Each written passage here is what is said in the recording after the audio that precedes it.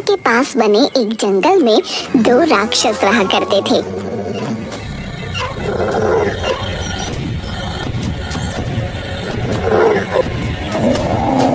उन्हें जब भूख लगती गांव वालों का शिकार करते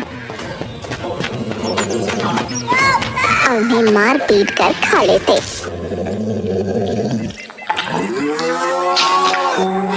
जिसके कारण गांव के लकड़हारे उनसे बहुत डरते थे। एक बार अनजाने में उन्होंने इंसानी वेश में नागराज कुमार को पकड़ लिया और उनका जादुई दीपक उनसे छीन लिया। नागराज कुमार, ये तो बड़ा अनर्थ हो गया। नागलोक के जादुई दीपक के कारण ही यहाँ उजाला रहता था। अगर दीपक नहीं मिला तो हमें अंधेरे में रहना होगा। सैनिकों, पिताजी को इसकी खबर नहीं होनी चाहिए। मैं उन राक्षसों को ढूंढकर दीपक जरूर ले आऊंगा। लेकिन नागलोक में अंधकार हो जाने के कारण नागराज कुमार का सर एक बड़े पत्थर से टकरा जाता है और वो बेहोश हो जाते हैं। दूसरी तरफ गरीब लकड़हारे बाबूलाल के घर में खाने को कुछ भी नहीं था। वो सोचने लगा, राम जी की कसम, मरना तो निश्चित है। या तो भूख से मरे या फिर जंगल जाकर मरे। जंगल जाकर मरूंगा तो कम से कम मन में यह तो रहेगा कि हमने परिवार के लिए मेहनत करी, वरना मरने के बाद भी खुद को माफ नहीं कर पाऊंगा। बाबूलाल की बीवी ने उसे घर में पड़े चोकर की 2 रोटियां और चटनी दे दी। एक हाथ में कुल्हाड़ी और एक हाथ में खाने पीने की पोटली लेकर बाबूलाल पेड़ काटने जंगल की ओर चल पड़ा। जब वो जंगल पहुंचा तो उसे दूर दूर तक कोई नहीं दिखा। वो सोचने लगा, राम जी की कसम, कितने बड़े बड़े पेड़ लगे हैं और दूर दूर तक पंछी भी दिखाई नहीं देता है।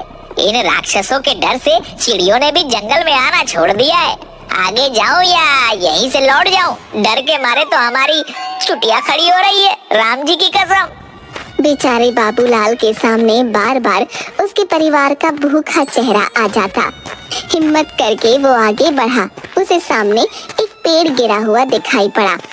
राम जी की कसम, बीवी ने जो रोटी बनाई है खा लेते हैं। कहीं ऐसा ना हो कि भूखे ही मर जाए। फिर आगे बढ़ेंगे और पेड़ काटेंगे। देखें हमारी किस्मत में क्या लिखा है राम ने। बाबूलाल ने अपनी पोटली खोली। पोटली खोलते ही रोटी, चटनी और प्याज की महक चारों तरफ फैलने लगी। कुछ ही दूरी पर दोनों राक्षस भी पेड़ पर बैठे हुए थे। काफी दिनों से कुछ ना खाने के कारण उन्हें भी बहुत भूख लगी थी।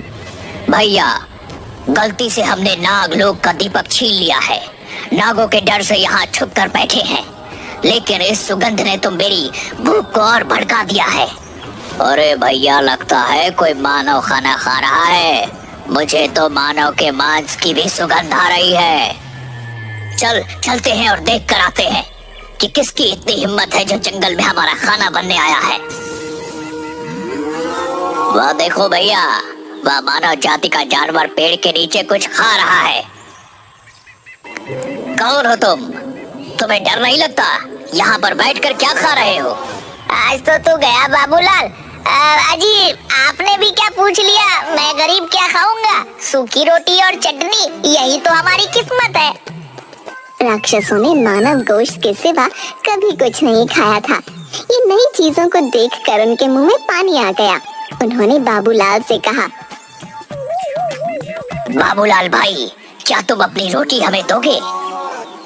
राम जी की कसम, भगवान झूठ ना बुलाए। हाथी के जैसा तो शरीर है आपका। भला ही छोटी छोटी 2 रोटियों से आपका क्या होगा? अरे भैया, अगर यह रोटी तुम हमें दे दोगे तो हम तुम्हारी जान भी बख्श देंगे और तुम आराम से लकड़ी काट कर अपने गांव वापस चले जाना। हे भगवान, क्या मुंह दिखाऊंगा गांव में जाकर? वैसे भी मेरे घर में तो बिल्कुल अंधेरा होगा और भूखे मर जाएंगे सब लोग। तो फिर कोई दिया जलाने वाला भी नहीं होगा।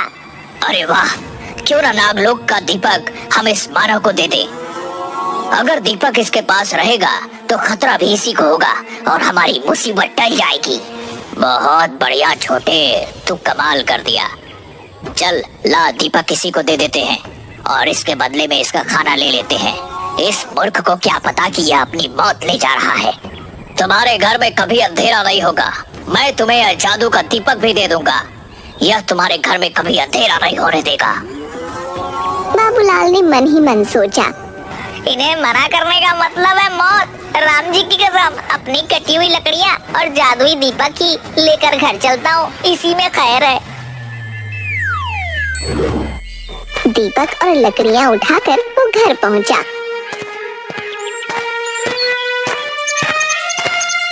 क्यों जी, आ गए तुम? सीता मैया की जय, बड़ी भूख लगी है। भगवान झूठ न बुलाए, लड़कियाँ, अरे मेरा मतलब है लकड़ियाँ तो मिल गई हैं, लेकिन सुबह बिकेंगी। अभी तो ये दीपक ले जा, इसी से कलेजा ठंडा कर, और हो सके तो मुझे कुछ खिला दे। अरे दैया, तुम्हें तो 2 रोटी और चटनी दी थी, सारी सपाचट कर दी। जय हो सीता मैया की। यहाँ मैं भूखी तुम्हारी राह देख रही हूँ और तुम खाना मांग रहे हो। अरे बावली, तुझे क्या बताऊं मेरे साथ क्या हुआ, तुझे विश्वास नहीं होगा। जा, अच्छा जा, अपने अंधेरे घर में कम से कम दीपक तो जला दे। निर्मला ने बाबूलाल के हाथ से दीपक लिया और जला दिया। दीपक जलाते ही पूरे घर में उजाला फैल गया। ऐसा लग रहा था जैसे घर में सूरज निकल आया हो। यहाँ तक कि खिड़की से बाहर निकलने वाले उजाले से गांव भी रोशनी से नहा रहा था। अरे भाई बाबूलाल, तेरे घर में इतनी रोशनी कहाँ से निकल रही है? जैसे लग रहा है पूरे गांव में सुबह हो गई। अरे बावली, जल्दी से खिड़की बंद कर। मैं किसी को कुछ नहीं बता सकता, मैं बाहर जाकर मुखिया जी से बात करके आता हूँ। बाबूलाल बाहर जाता है और राक्षसों के डर से किसी से कुछ भी नहीं कहता। भगवान झूठ ना बुलवाए मुखिया जी, ऐसी तो कोई बात नहीं है। हम गरीबों के यहाँ भला बहुत दिनों के बाद दिया जलाया ना, इसलिए आपको लग रहा होगा मेरे घर में रोशनी है, वरना मुझे गरीब के यहाँ दिया जलता ही कहाँ है। बाबूलाल रोज शाम को अपना दिया जला लेता। धीरे धीरे जिस घर में भी कोई दावत होती या रोशनी की जरूरत होती, लोग बाबूलाल का दिया ले जाते और उसे उसके बदले में पैसे दे देते। पैसे मिलने से बाबूलाल और निर्मला का पेट भी भरने लगा। अजी सीता मैया की जय हो। मैं तो समझती थी तुम बड़े बुड़बक हो, लेकिन तुम्हारे इस दीपक ने तो हमारे घर में भी रोशनी कर दी और हमारे पेट में भी। भगवान झूठ ना बुलवाए, पगली कह तो सही रही है। लेकिन एक दिन शाम को जब बाबूलाल और निर्मला ने दीपक जलाया तो आकाश में परियां उड़ रही थीं। उनकी नजर धरती पर गई। उन्हें लगा जैसे धरती पर कोई तारा उतर आया हो।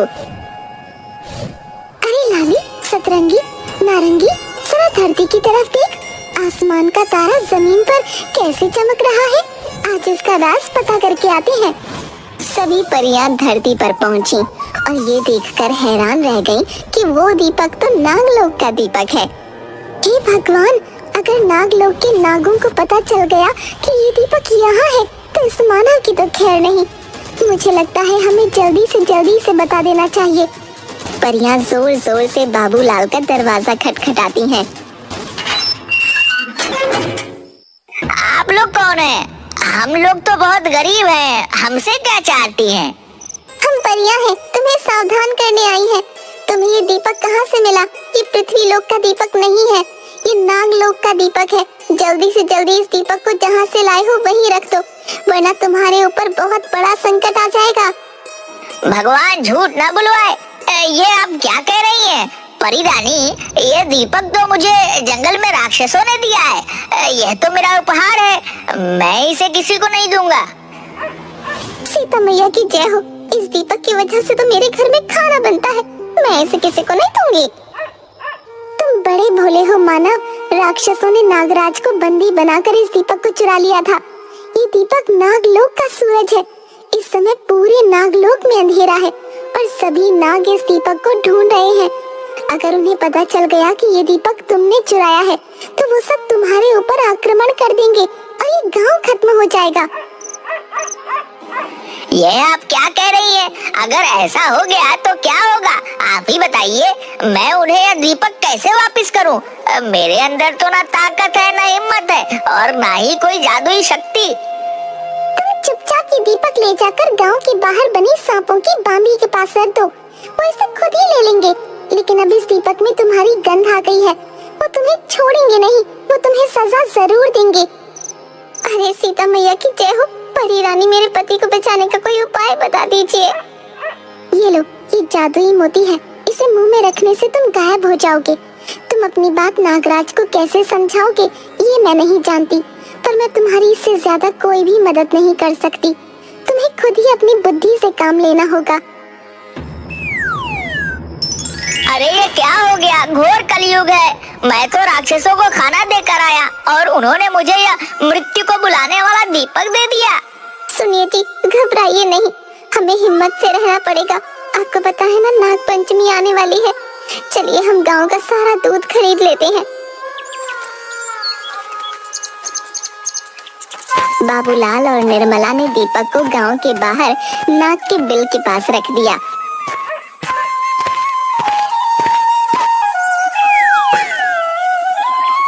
और गांव का सारा दूध खरीद कर घर के अंदर छुप गए। कुछ ही देर में दीपक नाग लोक के सांपों को मिल गया। हमारे दीपक को जरूर किसी मनुष्य ने छुआ है। उसके अंदर से मनुष्य की गंध आ रही है। जिसने हमारे दीपक को चुरा कर नाग लोक में अंधेरा करने की कोशिश करी है, उसे हम कभी नहीं छोड़ेंगे। उसे इस घनघोर अपराध की सजा जरूर मिलेगी।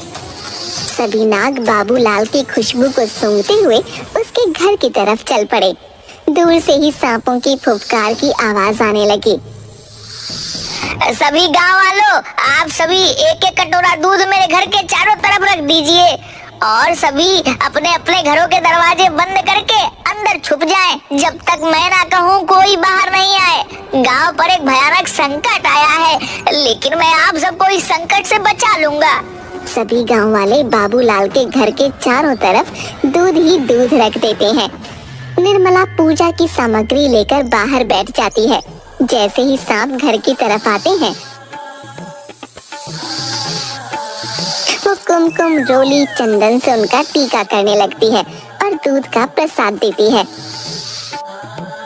हम जानते हैं तुम हमारे अपराधी की पत्नी हो और उसे बचाना चाहती हो। देखो बेटी, हम तुम्हें कुछ भी नहीं करेंगे, बस तुम हमारे अपराधी को हमारे हवाले कर दो। निर्मला घर के अंदर जाकर दरवाजा बंद कर लेती है। इंसानों की पत्नियां इतनी आसानी से अपने पति को हमारे हवाले नहीं कर सकती। सैनिकों, आप सभी अपने फन से इस दरवाजे को तोड़ दीजिए। नागराज के हुक्म से सभी नाग अपने फनों को बाबूलाल के दरवाजे पर मारने लगते हैं और उनके विष से बाबूलाल का दरवाजा नीला पड़ जाता है। तभी बाबूलाल मुंह में परी का दिया हुआ मोती रखकर अदृश्य हो जाता है और बाहर निकलता है।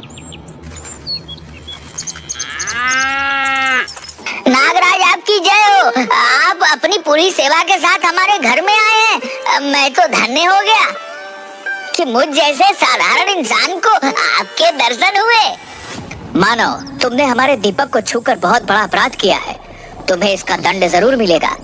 महाराज, मैं गरीब और कमजोर लकड़हारा हूँ। लकड़ियाँ काट कर पेट पालता हूँ। भला मुझ में इतनी हिम्मत कहाँ कि आपका दीपक चुरा सकूं। मैं तो लकड़ियाँ काटने जंगल में गया था 2 राक्षसों के पास। मैंने ये दीपक रखा हुआ देखा। ये सच कह रहा है महाराज, 2 राक्षसों से ही इसने दीपक छीना था। अगर यह सच है तो भला तुम इतने कमजोर इंसान राक्षसों से दीपक कैसे ले आए? महाराज, जैसे ही मुझे पता चला यह दीपक नागलोक का है, मैंने अपने प्राणों की बाजी लगा दी और दीपक लेकर घर आ गया, क्योंकि मुझे पता था कि आप दीपक को ढूंढते हुए जरूर आएंगे और मुझे दर्शन देंगे। मैं आपका बहुत बड़ा भक्त हूँ। अगर तुम इतने ही सच्चे हो तो हमारे सामने आकर बात क्यों नहीं करते?